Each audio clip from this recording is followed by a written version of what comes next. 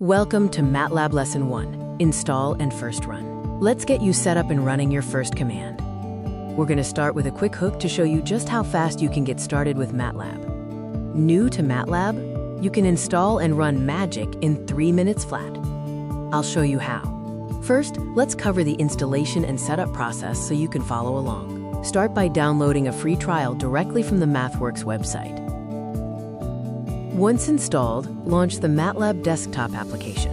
This is your main interface for working with MATLAB. Let's take a quick tour of the main components of the MATLAB desktop interface. The command window is where you type in commands and see the immediate results and output.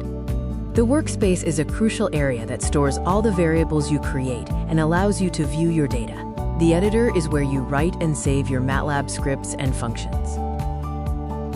Now for the fun part. Let's run your very first MATLAB command. In the command window, type magic3. This instantly creates a magic square matrix. See? Instant coolness. Don't forget to explore the help browser. It's an invaluable resource for learning more about functions and features in MATLAB. That wraps up our first lesson. Time for a quick recap and a call to action. Congratulations, you are officially up and running with MATLAB.